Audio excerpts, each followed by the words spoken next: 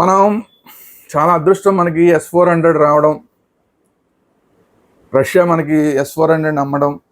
దానివల్లనే ఈరోజు మనం పాకిస్తాన్కి సంబంధించిన ఏ ఒక్క డ్రోను మన మీద పడకుండా, ఏ ఒక్క మిసైల్ మన మీద పడకుండా, పాకిస్తాన్ బాగా గొప్పదనుకుంటే అల్తాఫ్ మిసైల్ కూడా మన మీద పడకుండా ఆపింది ఒక్క S-400 మాత్రమే. S-400 మనం పెట్టుకున్నది దానికి ఏదో చక్రం, విష్ణు చక్రానో ఏదో సుదర్శన చక్ర అని పేరు పెట్టుకున్నాం మనం.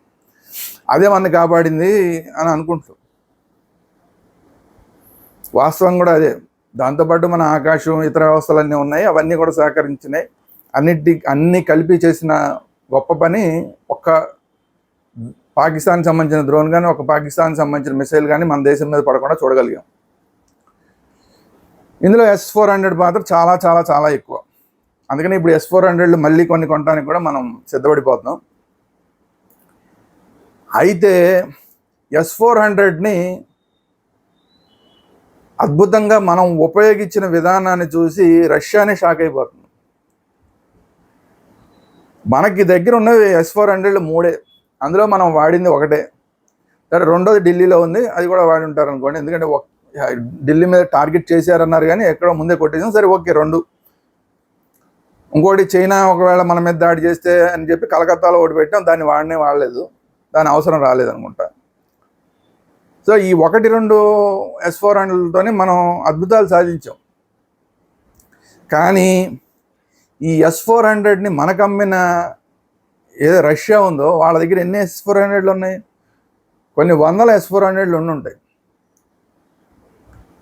కానీ అన్ని S-400లు రష్యా దగ్గర ఉన్నా కూడా ఉక్రెయిన్ యొక్క డ్రోన్లు రష్యా మీద దాడి చేసినాయి. ఈవెన్ మాస్కో మీద దాడి చేసినాయి.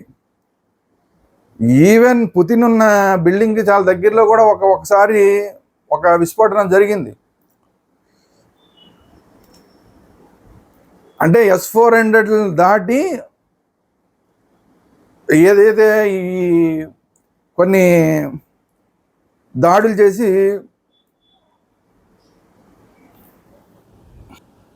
చిన్న డిస్టర్బెన్స్ ఏదో ఉక్రెయిన్ వాళ్ళు S-400ని కూడా దాటి వచ్చి రష్యా మీద దెబ్బ కొట్టారు. కానీ అదే S-400ని మనం ఉపయోగించుకొని బ్రహ్మాండంగా ఒక్కటి కూడా మన మీదకి రాకుండా చేసుకోగలిగాం. దీనికి కారణం ఏంటంటే మన భారతీయ శాస్త్రవేత్తల గొప్పదనం. మనం ఏదో S-400 కొనుక్కున్నామంటే రష్యా దగ్గర నుంచి మనం ఏది కొనుక్కున్నా కూడా దానికి సంబంధించిన టెక్నాలజీ కూడా రష్యా మనకి ఇస్తుంది. ఆ తర్వాత మనం ఏం చేస్తామంటే దాన్ని అప్గ్రేడ్ చేస్తూ ఉంటాం, అలా ప్రతి దేశం నుంచి కూడా. కానీ రఫేల్స్కి మాత్రం ఫ్రాన్స్ ఇవ్వలేదు, ఆ కీ అనేది ఇవ్వలేదు.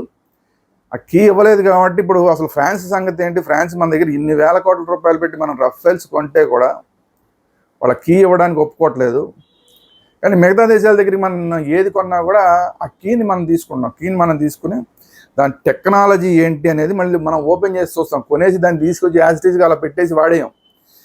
మన శాస్త్రవేత్తలు ఆ టెక్నాలజీ అంతా ఏంటి అనేది దాన్ని మొత్తం చూసి దీంట్లో ఇంకేమైనా అప్గ్రేడేషన్ చేయడానికి అవకాశం ఉంటుందా అని చెప్పి చేసి దాన్ని అప్గ్రేడేషన్ అన్నీ చేసిన తర్వాత మళ్ళీ బోర్డర్లో తీసుకెళ్ళి పెడుతుంటారు, సైన్యంలో తీసుకెళ్ళి పెడుతుంటారు.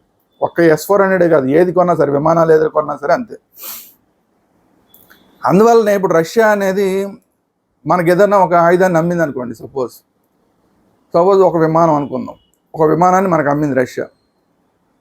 అదే విమానాన్ని రష్యా పాకిస్తాన్కి అమ్మింది అనుకోండి.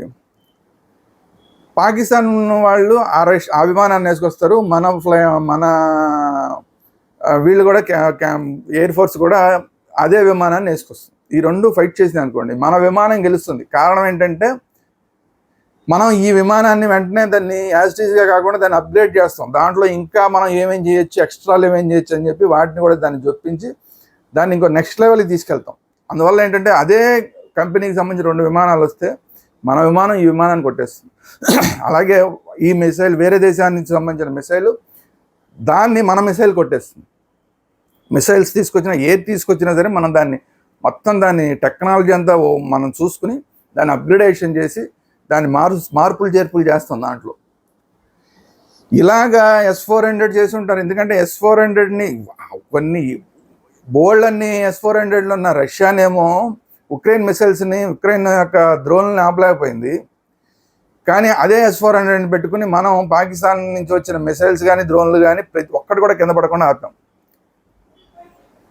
అసలు ఇది చూసి రష్యానే ముచ్చట పడిపోయి మీకు S-500లు ఇస్తూ ఉంటుంది. S-500లు కాదు, ఇది ఆల్రెడీ మనం వాడుతున్న S-400 already S-500, S-600, S-700 కూడా వెళ్ళిపోయి ఉంటుంది.